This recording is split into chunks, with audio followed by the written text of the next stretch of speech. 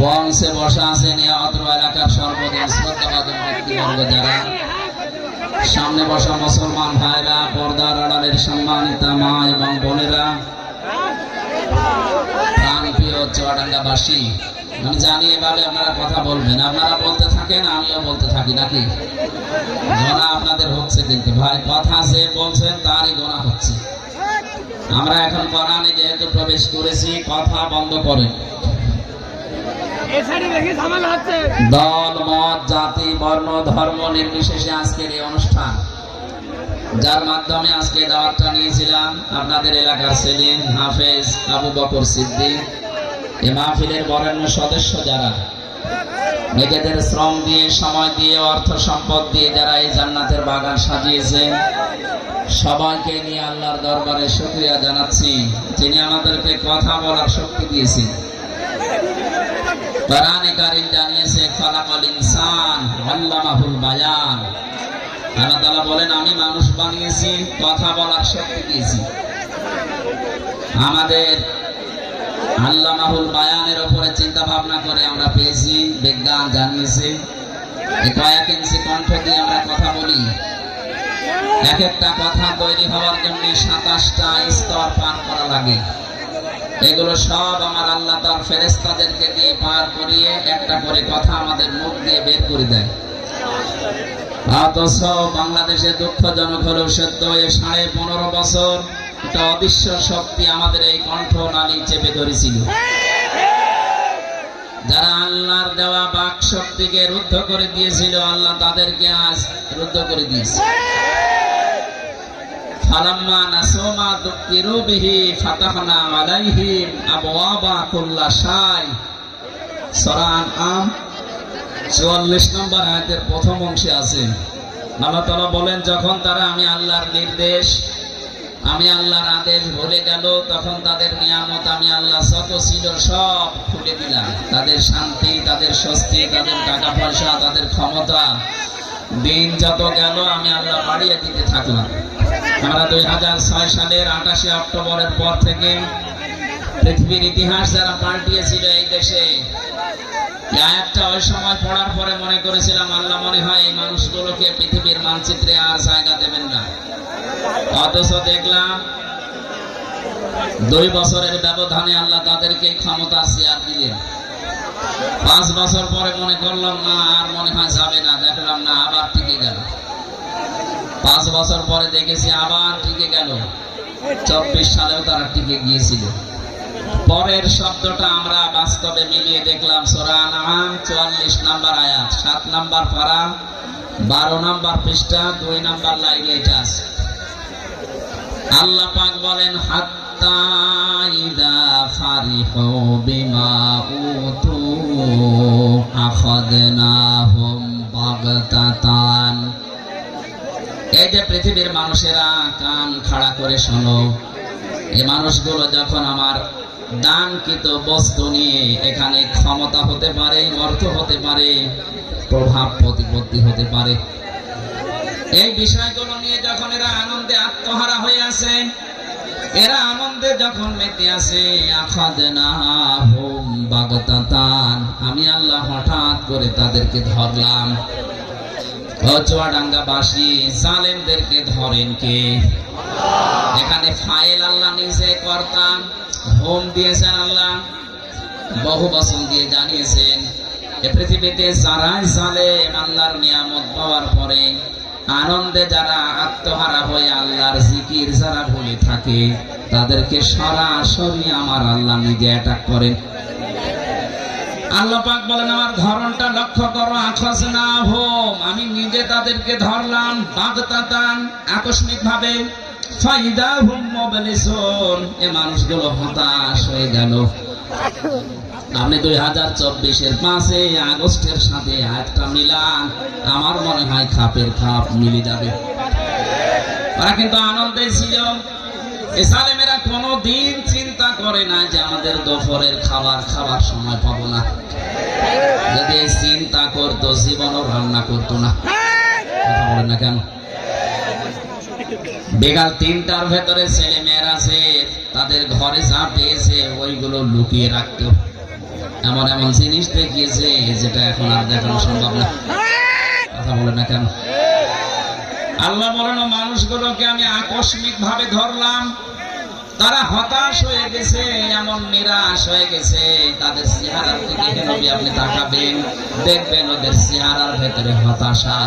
আপনি আজ দেখতে পাচ্ছেন আগস্টের 5 তারিখের পর থেকে আজকের দিন পর্যন্ত যত জালেম ধরা পড়ছে সবার চেহারা হতাশায় পরিপূর্ণ। তাহলে এটা ছাত্র জনতা বাংলাদেশের ছেলে মেয়েরা ধরেনি, এটা ধরেছে কে? কেন? এই মানুষগুলো আল্লাহর নিয়ামত পাওয়ার পরে আমার আল্লাহকে যখন ভুলে যায়, এই মানুষগুলোকে তখন আল্লাহ নিজে ধরেন। আর বাস্তবে আমরা যারা এই পৃথিবীতে সৎ কাজের আদেশ করি এর পেছনেও কারণ আছে।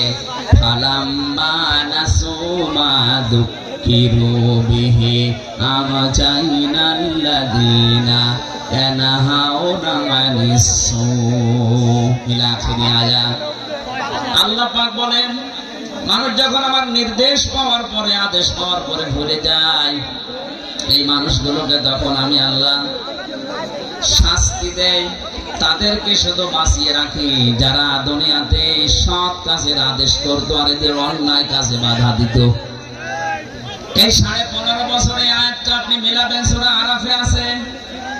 আমি তো বাস্তব বলছি, এই 15.5 বছরে যারা কোরআনে কারিমের কথাগুলো দিয়ে মানুষদেরকে অন্যায় থেকে ফিরিয়ে রাখার চেষ্টা করেছে, তাদেরকে আল্লাহ এখন বাঁচিয়ে দিচ্ছে। ওরা বলে আমরা যা করবো, আপনারা বলেন কেন? আমরা বলি আমাদের নিজেদের বাঁচাতে।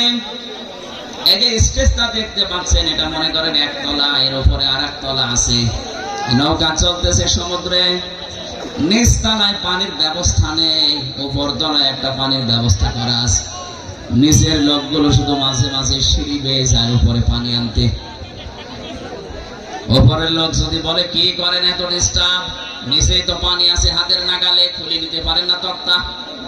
তো মানুষগুলো বিরক্ত হয়ে বলছে ঠিক আছে, জীবনে আর পানি নেওয়ার জন্য আসবো না। নিচে যখন পানি আছে দেখি হাতের নাগালে যে একটা তক্তা খুলে নিস। ওপরে আমরা যারা আছি আমরা যদি বলি যে যা করছে করুক গা, লা ইলাহা ইল্লাল্লাহ, ওপরে যারা আছে একটাও বাঁচবে। নিজের মানুষগুলো এই বোকামি করে নিজেরা যেমন মরবে, ওপরে যারা আছে তারাও মরবে। কথা বলেন ঠিক কিনা? 15.5 বছরে আমরা নিশ্চুপ থাকতে পারতাম। আমার তো বাস্তব যতটুকু জ্ঞান আমি দেখেছি, এই 14টা দল বাদ দিয়ে বাংলাদেশে যত মানুষ আছে আমরা সব কিন্তু মাজলুম। কথা বলেন না কেন? যে দলের নাম আমি বলি না, 14 দল বাদ দিয়ে যারা আছি আমরা সব মাজলুম। আমার আয়াতের শেষের শব্দে এটা আছে, আমরা ব্যাখ্যায় যাব। আমি আমার যতটুকু লেখাপড়া আয়াতের উপরে আছে, আমার মনে হয় বাংলাদেশ আজকে একেবারে মিলে যাবে। আপনারা থাকবেন তো ঘন্টাখানেক। আল্লাহ পাক বলেন এই মানুষগুলো যখন আমি আল্লাহর আদেশ ভুলে যাই, যে মানুষগুলো সৎ কাজের আদেশ করে আর অন্যায় কাজে বাধা দেওয়ার চেষ্টা চালায়, আযাব যখন পাঠায় তখন তাদেরকে বাঁচিয়ে দেয়। আমরা এই আয়াত পড়েছি এই কারণে জীবনের রিস্ক নিয়ে হলেও সৎ কাজের আদেশ অসতে আমরা বাধা দেই।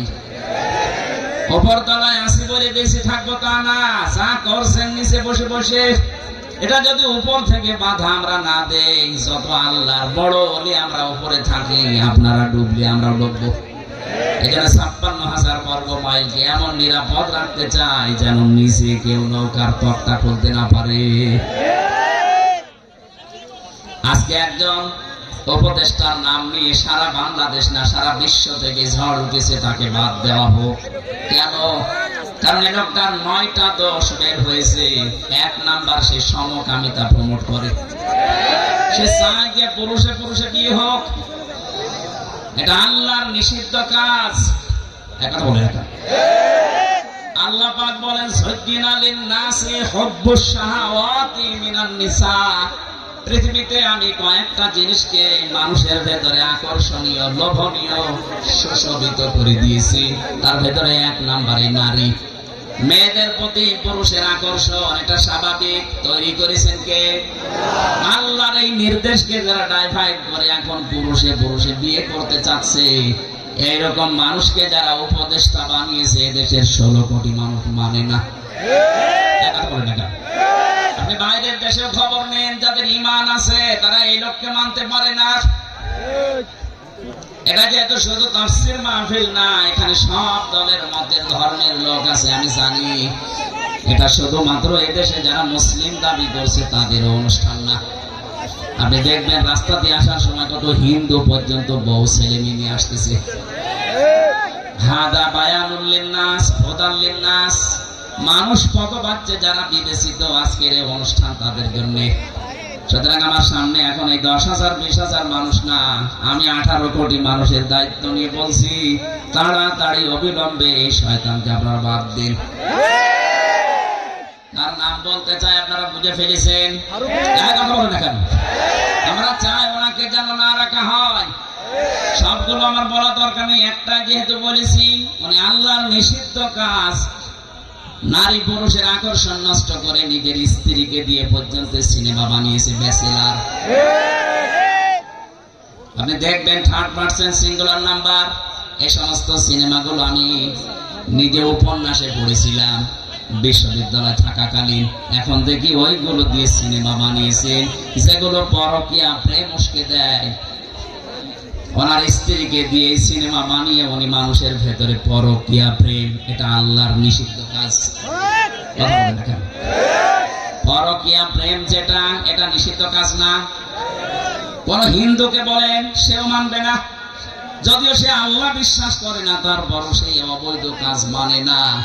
আদার্স মুসলিম নামধারী কি সুন্দর সুন্দর শব্দ দিয়ে নাম বানিয়েছে, মোস্তফা, সরওয়ার, ফারুকি, প্রত্যেকটাই অর্থবোধক নাম। প্রথমটা আমার নবীর নাম মোস্তফা, সরওয়ার আমার নবীর নাম, ফারুকি বিশ্ব নবী মুহাম্মদ রাসূলুল্লাহ সাহাবী হযরত ওমর ফারুকের নাম।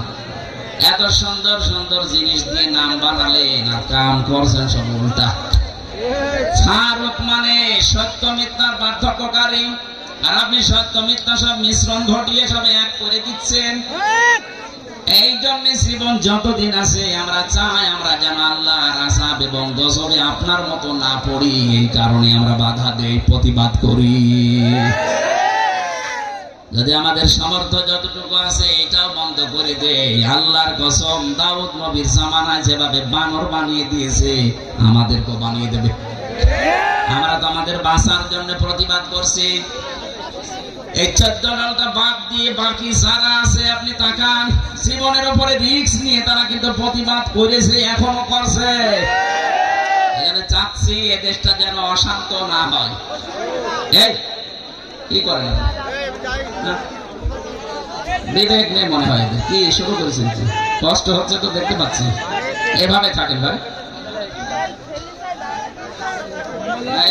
এখানে কয়েকজন তুলে দিন। কোথায় যাবেন? আমি আসার সময় তো দেখলাম মানুষের কোনো জায়গা নেই। বাধা দিলে মানুষের ঝোঁক সেই দিকে বাড়ে। এটাই সেই দুনিয়া তৈরি হওয়ার পর থেকে আরম্ভ হয়েছে। 15.5 বছরে বাধা দিয়ে কি করলেন আপনি? 1 তারিখে সব আল্লাহ উঠিয়ে দিয়েছে। সুতরাং যারা বাধা দিয়েছিলেন তাদেরকে তো আর খুঁজে পাওয়া যাচ্ছে না, তাদের খুঁজে পাওয়া যাবেও না। কারণ এই আয়াতের পরের শব্দ ফাকতি আযাবিরুল কওমিল্লাযিনা যালামু, জালেমদের গোড়া কেটে দিয়েছে কে? বলেন বলেন। ওদের গোড়া কেটে দিয়েছে। এই জন্য তো এখন নতুন নতুন ইস্যু বানাচ্ছে। কতগুলো ইস্যু তৈরি করবো 5 তারিখের পর থেকে, একটাও হালে পানি নেয়নি। এখন আবার নতুন করে আরেকটা তৈরি করছে। বিশ্বের বিভিন্ন মোড়লের কাছে এখন ধারণা দিচ্ছে যে আমি নির্বাচিত সরকার ছিলাম, আমাকে উৎখাত করা হয়েছে। এটা ডাহা মিথ্যা কথা। এরা যদি কেউ শয়তান কেউ বলে যে 15 বছরে কি দেশে নির্বাচন হয়েছে, শয়তান হাসবে। আপনি একটা ঘোড়াকে সকালবেলা জিজ্ঞাসা করেন, ঘোড়াও বলবে একটা কথা বলবে। নির্বাচনের আগে যেখানে 154 জন হয়ে যায়, দিনের ভোট যেখানে রাতে হয়ে যায়, সেখানে আপনি এই কথা সারা বিশ্বের মানুষকে মোড়লদেরকে শোনাচ্ছেন কি? আপনি একটা হাসি মানুষ, এত বড় মিথ্যা কথা বলেন আমি নাই বললাম। সুতরাং হাসি মানুষের কথা বলা ঠিক না। আপনার কথার কারণে আজ কিন্তু আমরা কালার হয়ে যাচ্ছি বাইরের দেশে। এই যে সিঙ্গাপুর, মালয়েশিয়া কয়েকটা দেশ ঘুরলাম, এই সমস্ত দেশে যাবার পরে দেখি ওই মানুষগুলো গালি দেয় প্রথমে। আমি মদিনা থেকে একটা গাড়ি নিয়েছিলাম আবু জেহেলের কবর দেখার জন্য। ভাড়া ঠিক করার পরে ড্রাইভারকে বললাম চলেন, উনি আমারে বলে ইয়া হাজি ওর হুজ্জাত, এভাবে দামাদামি করেন। কোন দেশে বাড়ি? যে তুমি বাংলাদেশ। হারামি, হারাম মানে আপনাকে বলি না, আপনার দেশে যে দায়িত্ব আছে ওইটা যা বলেন আপনি বলেন, আপনার সাথে আমি আরো 2 লাইন বেশি বলছি। অথচ লোকটা মদিনার লোক, জীবনেও কোনোদিন এনারে দেখিনি, নামও শুনি, খালি এই দেখেছে ওই হয়তো ফেসবুক চালায় বা ইউটিউব আছে, এই সমস্ত দৃশ্যগুলো ওখানে যায়, তামাম দুনিয়ায় তো যায়। এই মিথ্যা কথাগুলো দেখে দেখে বলে যে একটা কথা হলো আল্লাহ ঘর তাওয়াফ করে গেল, নবীর রওজা জিয়ারত করে গেল, আর এরকম ডাহা মিথ্যা কথা বলে কি করে? এই 15.5 বছরে এই দেশে নির্বাচন হয়নি, এটা কি ওয়াজ করার প্রয়োজন আছে? এদেশে সবাই জানে, বিশ্বের মোড়লদের এই মিথ্যা কথা বলি এখন আর বোঝানো যাবে না, তারাও জানে। হুয়া যে তাবাকুম, এদিকে তাকান ভাই। আল্লাহ তাআলা বলেন আমি নির্বাচিত করি, ওই চুয়াডাঙ্গাবাসী নির্বাচিত করি আমি। এ কথা কার?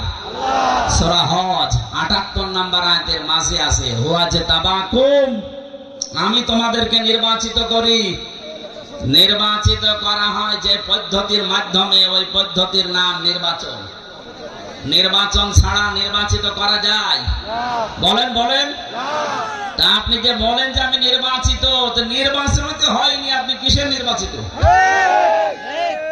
এই ষড়যন্ত্র বন্ধ করার জন্য খুব ভালোভাবে যারা দায়িত্বে আছেন তাদেরকে বলছি তাড়াতাড়ি করে একটা সম্মানজনক সময় নিয়ে, এই নতুন নতুন করে উপদেষ্টা না বানিয়ে খুব তাড়াতাড়ি করে এই দেশে একটা নির্বাচিত সরকারের হাতে দেশটা ছেড়ে দিন, তাহলে ওদের এই দুর্বিসন্ধি সব নস্যাৎ হয়ে যাবে। কারণ জালেম বিদায় নিয়েছে দেশ থেকে, মুনাফিক কিন্তু এখনো অনেকে আছে, এরাও তলে তলে জালেমদের সাথে বিভিন্ন আঘাত করছে, এই কারণে জালেমরা এত সাহস পাচ্ছে। যারা আপনাদের আহ্বান জানাচ্ছি, যা করেছেন, যা করা হয়েছে, এটা যদি এখন ক্ষমা পেতে চান, একটা পদ্ধতি মাত্র বাকি আছে, তাছাড়া কোনো পদ্ধতি নেই তাদেরকে মাফ করা। আমি ওইটা বলি, তারপরে তাফসিরে যাচ্ছি নাকি বলেন।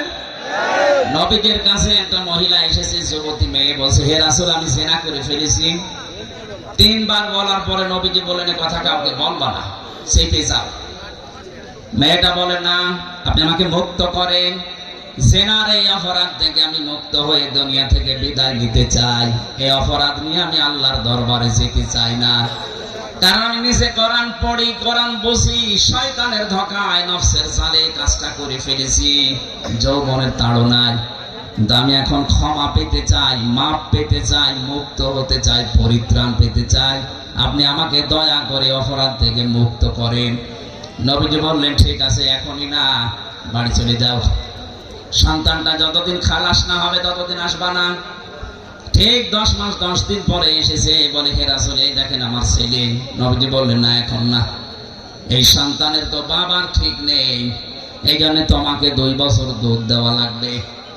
এখানে আলেম আছে বসে, তাদেরকে বলছে সন্তানকে দুধ দেওয়া লাগবে। নবীজি মাকে বললেন কেন? সন্তানের দুধ দেওয়ার দায়িত্ব মায়ের না বাবার? না, আন্দাজে বলতে বাবা। আলেমরা তো কিছু বলছে না, আপনি কথা বলেন কেন? সূরা বাকারা 2 নম্বর পারা 17 নম্বর পৃষ্ঠার 1ম নম্বর লাইনের 232 নম্বর আয়াতে আছে, এটা মাঝের অংশে আছে। আমি আলেমদেরকে বলছি এবার এই আয়াতটা নিয়ে লেখাপড়া করবেন, অন্তত 20টা তাফসীর মিলাবেন আধুনিক ভাবে, দেখবেন নতুন তথ্য বের হবে এখান থেকে। এতদিন আমিও জানতাম এটা।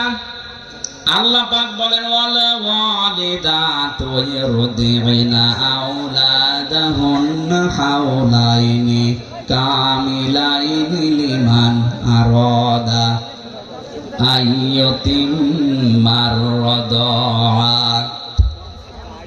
এখানে কত মাদ্রাসার আলেম ফাজিল কামিল পাশ করা লোক দেখেন, লিমান আরাদা আইয়ুতিম্মার রাদা, এটা মুযাক্কার শব্দ।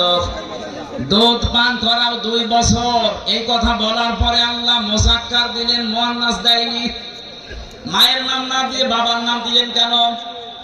সন্তানকে দুধ খাওয়ানোর খরচ, যত রকমের কষ্ট, যে টাকা পয়সা খরচ হবে, যা ব্যয় লাগবে 2 বছরে সব বাবার দায়িত্ব, মায়ের কোনো দায়িত্ব নেই। আর মা যদি দয়া করে পান করিয়ে দেয় আপনার উপর এটা ইহসান। কোন মা যদি বলে না আমি এটা করাবো না, 2 বছর দুধ পান করাতে পারি, 5 লাখ টাকা দেওয়া লাগবে, আপনাকে তাই দেওয়া লাগবে। আমার মনে হয় মাইকে এটা বলা ঠিক হলো না। আমার ম্যাডামও শুনতেছে। আমার এই 43 দিন আগে একটা মেয়ে হয়েছে, ও যদি এখন লাইভে দেখি বলে ঠিক আছে বাড়ি আসো, আমারও 5 লাখ দেওয়া লাগবে না, তোমার মেয়ে তুমি নাও, আমি তো বিপদে পড়ে যাবো না। থক্কু আর বলা যাবে না। চুয়াডাঙ্গাবাসী কোরআনে কারিমের আয়াতে আমি অনেকগুলো তাফসীরের সাথে মিলিয়ে দেখেছি, নবীজি কেন ওই মেয়েটাকে বলেছিলেন যে তুমি দুধ পান করাও 2 বছর, এটা তো বাবার দায়িত্ব, নবীজি কেন অবিচার করলেন? করেছিলেন এই কারণে, কারণ তো বাবার ঠিক নেই। সন্তানটা যারও সন্তান ছিল না, এ কথা বলছে না কেন? সে তো বলতে পারছে না এটা কার বাবা কোনটা, বললে তার দ্বারা অপমান হবে। আরে গোপন কথা জিজ্ঞাসা না করাই ভালো। সূরা মায়েদার ভেতরে আছে লা তাসআলু আন আশিয়া ইন তুবদা লাকুম তাসুকুম। এই আয়াতের ব্যাখ্যায় দেখবেন যে কথা বললে আপনাকে সরাসরি অপমান মনে করা হয়, এরকম কথা আপনি ওর সামনে বলবেন না, গোপনে বলবেন। বাস্তবে আমি নবীজির এই কথাকে মিলিয়ে দেখেছি, বিশ্ব নবী তাকে এই কারণে বলেন নাই, বললেন ঠিক আছে দুধ পান করাও 2 বছর। 2 বছর পরে এসেছে শক্ত একটা খাবার নিয়ে, নবীজি বললেন ছেলেটা এক সাহাবীর আন্ডারে দিয়ে দাও, মেয়েটাকে বুক পর্যন্ত মাটির ভেতরে গেড়ে দাও, পাথর নিক্ষেপ করো। হযরতে খালিদ ইবনে ওয়ালিদ বলেন আমি এত জোরে একটা পাথর নিক্ষেপ করলাম, দেখি নাক দিয়ে ফেটে রক্ত বের হয়ে আমার শরীরে লেগেছে। ভৎসনা দিলাম, রাগ করলাম, গালি দিলাম, অপমান বোধ হলো আমার কাছে, যেরকম একটা নাপাক মহিলার রক্ত আমার শরীরে। নবীজির কানে এই কথাটা যাবার পরে বিশ্ব নবী বললেন খালিদ থামো, এ কথা বলবা না, আমি নবী তুমি নবী না, আমি যা দেখি তুমি দেখতে পাও না, আমি যা শুনি তুমি শুনতেও পাও না, আমি যা জানি তুমি জানো না। আমাকে জিবরাইল এই কথা জানিয়েছে, এই মহিলার যে আকাঙ্ক্ষা আকুতি, এই মহিলার যে অনুশোচনা, যে তাওবা, যে কাজটা সে দুনিয়ায় করে গেল, এটা আল্লাহর এত বেশি পছন্দ হয়েছে, দুনিয়াতে কোন জালেমও যদি এইভাবে তওবা করে আল্লাহ তাকেও মাফ করে দেবে। 15.5 বছরে যারা জুলুম, অত্যাচার, নির্যাতন, মানুষের দোকান বন্ধ করে দিয়েছেন, মানুষের বাড়ি ঘর ভেঙে দিয়েছেন, চাঁদাবাজি করেছেন, খুন, গুম, মিথ্যা মামলা, মিথ্যা সাক্ষী দিয়ে মানুষের জীবন নষ্ট করে দিয়েছেন, আয়না ঘর পর্যন্ত বানিয়েছেন, কথা বলে না কেন? আমি মাত্র 10 দিন ছিলাম মাটির নিচে, তাই আমার জীবন অতিষ্ঠ হয়ে গিয়েছিল। অথচ আমি দেখেছি ওখানে কেউ 8 বছর, 10 বছর, 14 বছর পর্যন্ত আছে। যে এত বড় বড় নখ হয়ে গেছে, চুল দাড়ি গপ মনে হচ্ছে জঙ্গল থেকে বেরিয়ে এসেছে। আমার 10 দিনের পেছনে এই মাজার এত ব্যথা, এখনো পর্যন্ত 60 হয়ে বসলে আমারও ব্যথা যায় না।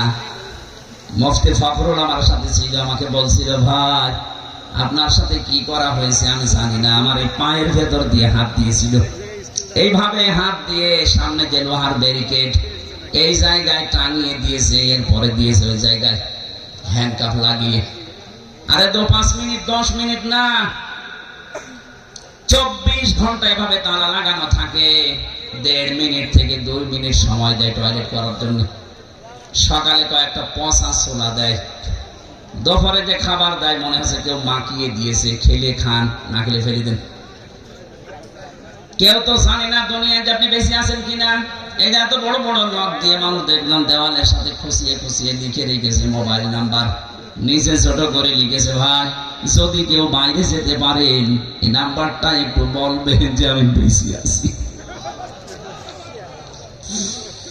এখনো পর্যন্ত জালেমরা বলে আমরা কি করেছি, কি করেছি মানে এটা মানুষের কাজ।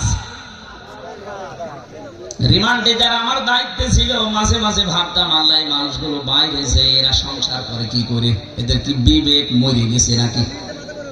এরকম কঠিন অবস্থায় একটা মানুষকে 24 ঘন্টা 3 বছর 5 বছর 8 বছর 10 বছর 14 বছর রেখে দিয়েছে। শোয়া কি জিনিসও জানে না, এটা যে কোন বছর বলতে পারে না, এটা কোন মাস চলছে ওর জানা নেই, এটা কি বার কয়টা বাজে ও কিচ্ছু জানে না। এটা 5 দিন না জানলে তো আপনার খারাপ লাগবে, আর 14 বছর লোকটা জানেই না এটা দুনিয়া না কোন জায়গা। 24 ঘন্টা অন্ধকার।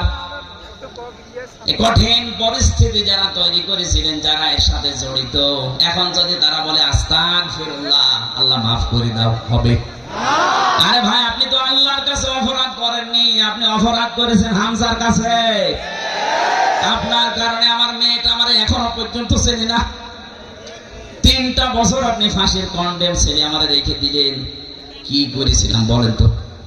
আমি আপনার মেয়ের দিকে তাকিয়েছি, আর আপনার সে মেয়ে ওকে তাকানোর মতো না, সে মেয়ে ওকে তাকানোর মতো। আমি তাকাবো ওইদিকে কোন কারণে? কয়েকদিন আগে আমার মামলা সব খারিজ হয়ে গেছে, আদালত কর্তৃক প্রমাণিত যে আমি নির্দোষ, আমার কোনো দোষ নেই। এই নির্দোষ মানুষটার উপরে আপনি এই অত্যাচার করলেন।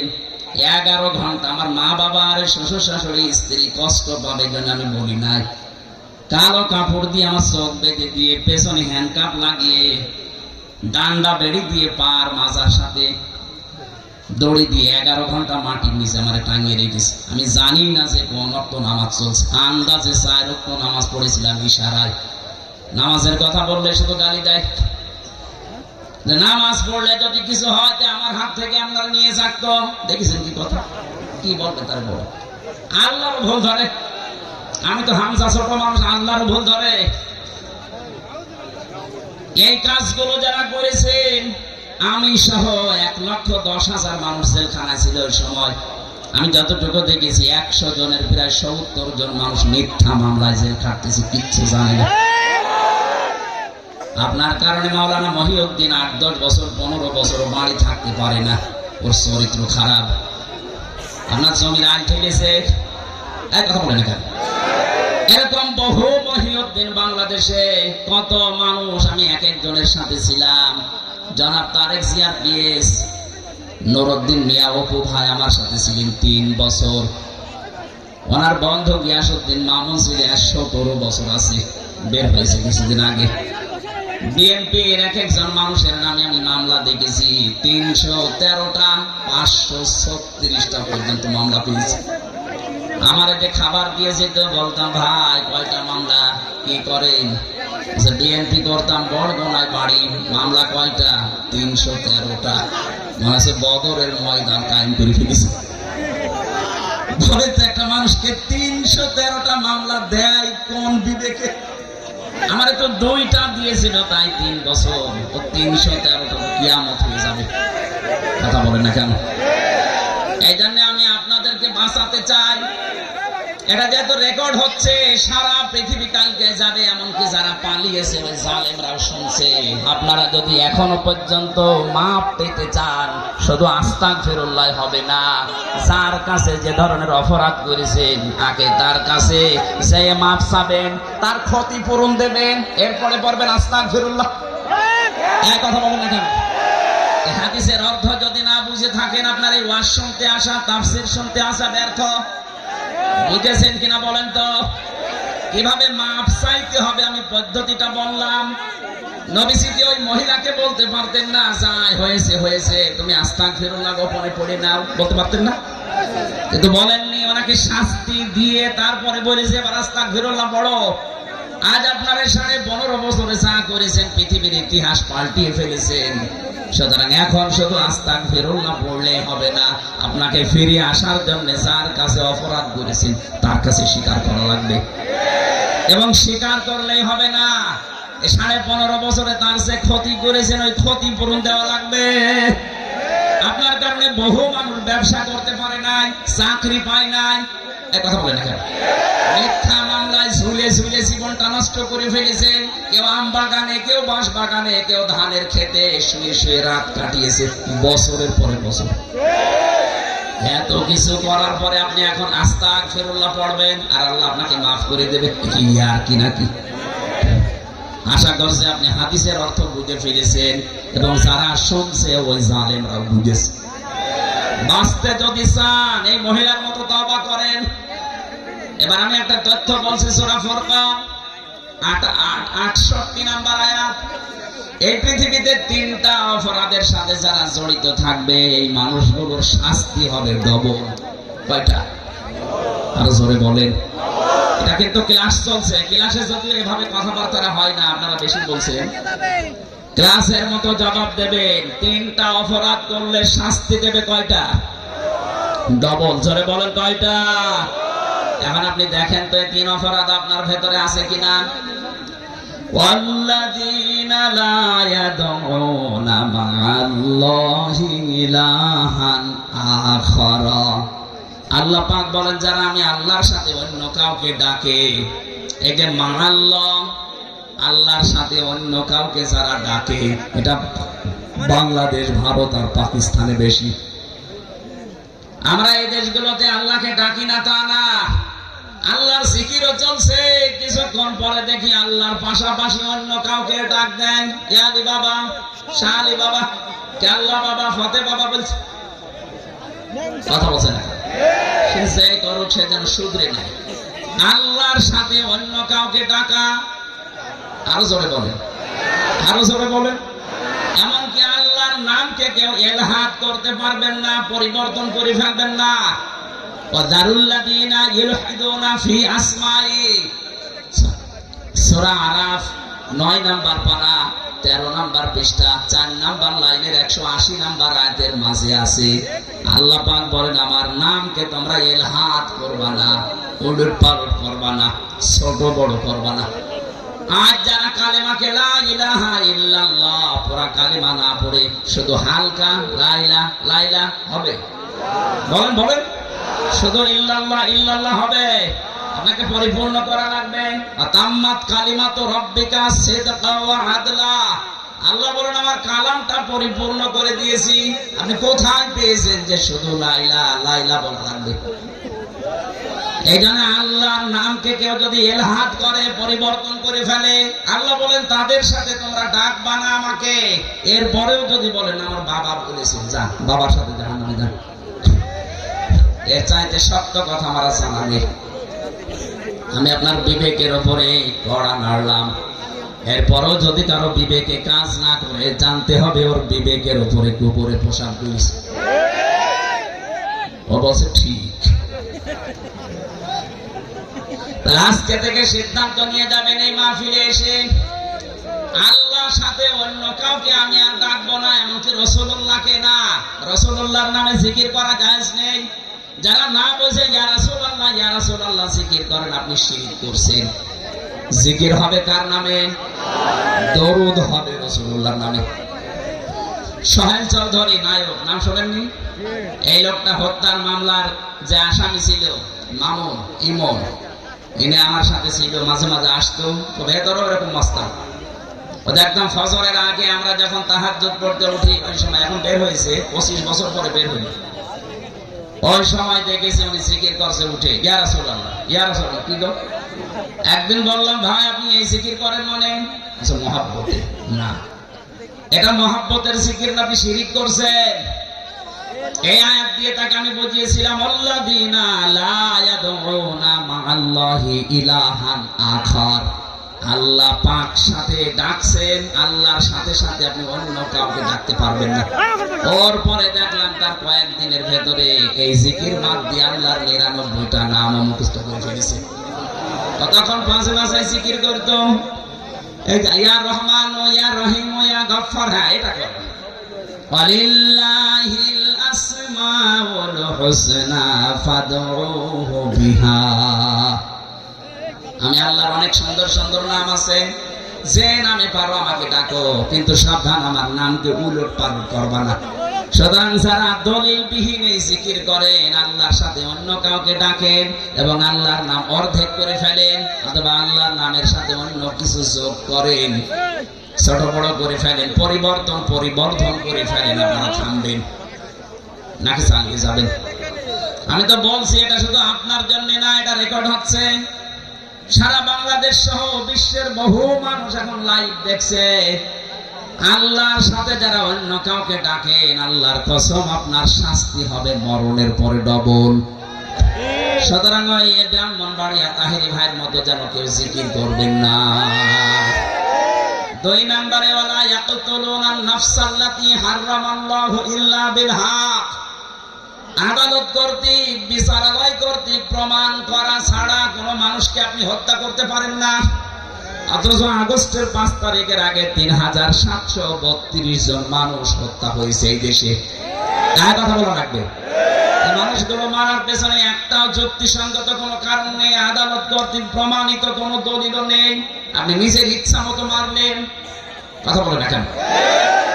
এর সাথে যিনি জড়িত, যারা জড়িত, তাদের শাস্তি হবে ডবল। 3 নম্বরে ওয়ালা ইয়াসনুন, জিনা করা যাবে না। কে বলছে? জিনা করলে শাস্তি কয়টা? ডবল। বলেন ইউদাফু লাহুল আযাবু ইয়াউমাল কিয়ামাহ। আল্লাহ বলেন তাদের শাস্তি দেব আমি ডবল। ও চুয়াডাঙ্গাবাসী, বিবেকটা খুলে, বিবেকের কানটা একটু এদিকে দেন। আজ আমরা যাদেরকে আদালতে তুলছি, দেখতে পাচ্ছি এই মানুষগুলোর সব সারা জীবনটা জিনা দিয়ে ভরা। এতদিন পর্যন্ত যাদের নামে মিথ্যা মামলা দিয়ে জেনার তহমত দিয়ে জেলে আটক করেছিল, ফাঁসি দিয়েছিল, ওই মানুষগুলোর জীবন পবিত্র। এক কথা বলেন এখন। আপনি তাকান, যাদের বিরুদ্ধে জেনার তহমত দিয়েছিল, ব্যভিচারের দোষ দিয়েছিল, তারা কিন্তু এখন বেকসুর খালাস পেয়ে গেছে, তারা মুক্ত। আদালত কর্তৃক প্রমাণ হচ্ছে তাদের ওই অপরাধের সাথে যুক্ত তারা না, রাজনৈতিক প্রতিহিংসার কারণে তারা এটা শিকার। কিন্তু এখন যাদেরকে দেওয়া হচ্ছে, এদের সব ভিডিও ক্লিপ আছে। এক কথা বলেন এখন। কালকে আমি জামালপুরে ছিলাম, জেলা জামালপুর, ওই যেমন টাকলা মুরাদ, 6 মিনিট 32 সেকেন্ডের একটা অডিও ক্লিপ ফাঁস হয়ে গিয়েছিল। এই কারণে তার মন্ত্রিত্ব শেষ, তার এমপিগিরি শেষ, বাকি আরটা বললাম না। অথচ এখন যারা আছে দেখেন, প্রত্যেকের 8 মিনিট 10 মিনিট 1 ঘন্টা পর্যন্ত এদের চরিত্র কোথায় সব ভিডিওই দেখা যাচ্ছে। জেনা করলে শাস্তি ডবল হয়, আর এদের পুরাটা জীবনই জেনা। দরবেশ বাবা পর্যন্ত অন্যের স্ত্রী নিয়ে এসে আল্লাহর রাস্তায় চালাচ্ছে। বলেন আপনি কাকে বিশ্বাস করবেন? আর বাকি দরবেশের যদি এই হাল, বাকি তো সব আল্লাহর রাস্তায় চলে গেছে। এই জন্য জেনার ধারে কাছে যাওয়া পর্যন্ত নিষেধ। আর এগুলো লাইসেন্স শুরু করেছিল আল্লাহ, এই কারণে এইভাবে শক্ত করে ধরেছে। তাহলে এই মহিলার উদাহরণ দিলাম আমি হাদিস দিয়ে, এই কারণে আজ হাজারো মানুষ মনে করছে যা করেছি, অন্তত এখন কিছু মানুষ যারা আত্মীয় স্বজন আছে এদের সাথে মিলে মিশে আস্তাগফিরুল্লাহ পড়েনি না, আপনার মাফ হবে না। আপনি ধরা তো খাবেনই, যদি মাফ পেতে চান এই মহিলার মতো তওবা করেন। এই 15.5 বছরে যাদের ক্ষতি করেছেন তাদের ক্ষতিপূরণ দেবেন, তাদের কাছে মাফ চাবেন। তারা যদি মন থেকে বলে ঠিক আছে যা মাফ করে দিলাম, এবার আপনি আস্তাগফিরুল্লাহ পড়বেন। আমার এই কথার অর্থ বুঝেছেন কারা? তারা শুধু হাত তোলেন তো। হ্যাঁ আন্দাজ না, আমি কিন্তু জিজ্ঞাসা করবো। এবার হাত অনেক নেমে গেছে। আলহামদুলিল্লাহ, আজকের মাহফিল সাকসেস। আল্লাহ আমাদের তৌফিক দিন কোরআনে কারিমের আয়াতগুলো বোঝার। বলেন আমিন। দ্বিতীয় নাম্বার, আমরা যারা এখানে এসেছি তাফসীরুল কোরআন মাহফিলে তাফসীর শোনার জন্য, সূরা আরাফ 206টা আয়াত ছিল, একটা মাত্র আয়াত পড়েছি, 157 নম্বর আয়াত। আমাকে আল্লাহ যতটুকু জ্ঞান দিয়েছে আয়াতের উপরে, আমি যতটুকু স্টাডি, যতটুকু লেখাপড়া করেছি, আমি সেই আকারে কথা বলার চেষ্টা চালাচ্ছি। আল্লাহ তৌফিক আমাকে দান করেন। জবান খুলে সকলে বলেন আমিন। এবার আপনি একটু তেলাওয়াত করেন ভাই। আউযু বিল্লাহি মিনাশ শাইতানির রাজিম। বিসমিল্লাহির রহমানির রহিম আল্লাযীনা ইয়াত্তাবিউনার রাসূলান নাবিয়্যাল উম্মিয়াল্লাযী ইয়াজিদুনাহু মাকতুবা ইলা আখিরি আয়াত। কোন সূরা বললাম? বলেন বলেন, বললাম না ক্লাস চলছে। আরব শব্দের শাব্দিক অর্থ পরিচিত হওয়া। আরব মানে কি? এটা জান্নাত জাহান্নামের মাঝে একটা প্রাচীর বানাবেন আল্লাহ। এই প্রাচীরের উপরে কিছু মানুষকে আল্লাহ দাঁড় করিয়ে দিবেন। এই প্রাচীরের নাম আরব। নাম কি? নবীজি সাহাবীদের সামনে বলছিলেন, এই প্রাচীরের উপরে আল্লাহ যাদেরকে দাঁড় করাবে এদেরকে জাহান্নামেও দেবে না, জান্নাতেও দেবে না। সাহাবী প্রশ্ন করলেন, হে নবী, এদেরকে জান্নাতে দেবে না কেন? নবীজি বললেন, এদেরকে আল্লাহ জান্নাত দিচ্ছে না এই কারণে, কারণ এরা দুনিয়ায় ভালো ভালো অনেক কাজ করেছে, কিন্তু মা বাবার সাথে খারাপ আচরণ করত। বাংলার মুসলমানেরা খুব সেনসিটিভ বিষয় এটা। আপনি যত ইবাদত বন্দেগী করেন, বৈধ কোনো কারণে যদি মা বাবা অসন্তুষ্ট হয়ে থাকে, আপনি কিন্তু ওই প্রাচীরের উপরে দাঁড়িয়ে থাকবেন। কথা বলেন না কেন? কয়েকদিন আগে আমি নীলফামারী কিশোরগঞ্জ গিয়েছিলাম। ওখানে একটা বৃদ্ধাশ্রমে নিয়ে গেল দেখার জন্য। যে দেখে কিছু মার বাবা এই লাইনে বসে আছে, প্রায় 40 জনের মতো। তাদের চোখের দিকে তাকিয়ে দেখতে পেয়েছি এই মানুষগুলোর সন্তান আদি অনেক বড় বড় জায়গায় আছে। আমি জিজ্ঞাসা করেছিলাম কয়েক জায়গায়, কিন্তু এই মানুষগুলোকে সব এখানে রেখে গেছে, মাসে মাসে খরচ দিয়ে যায়। চিন্তা করেন যে মানুষের 10 তলা বিল্ডিং, 5 তলা বিল্ডিং এর মালিক, 4-5টা ফ্ল্যাটের মালিক, এক একজনের 8টা 10টা করে রুম আছে বাড়িতে, কিন্তু মার বাবার থাকার জায়গা নেই। মা বাবার দিকে তাকালেই মনে হচ্ছে এরা সন্তানের জন্য বরদোয়া দিচ্ছে। বলেন নাউজুবিল্লাহ। যাদের মা বাবা আমি ওখানে দেখেছি, এই সন্তানগুলো যদি 14 বার হজ করে আসে, আল্লাহর কসম এরা জান্নাত পাবে না, ওরা ওই প্রাচীরে দাঁড়িয়ে থাকবে। আমাদের কপাল যেন এরকম না হয়। কথা বলেন না কেন? যতগুলো সন্তানের কারণে তার মার বাবা বৃদ্ধাশ্রমে থাকে, বাংলাদেশে এখন বৃদ্ধাশ্রম প্রায় 168টার উপরে। নীলফামারীর কিশোরগঞ্জ একটা থানা, সেখানে এতগুলো মানুষ পড়ে আছে। বছরের পর বছর আছে, অনেকে খবর নেয় না, শুধু মাসে 2 বছর 3 বছর পরে একটা চিঠি পাঠায়, মা কেমন আছো? এটা কথা 30 বছর 25 বছর পর্যন্ত এই ছেলেটার পেছনে মার বাবা নিঃস্বার্থ ভাবে শ্রম দিয়েছিল। কথা বলে না কেন?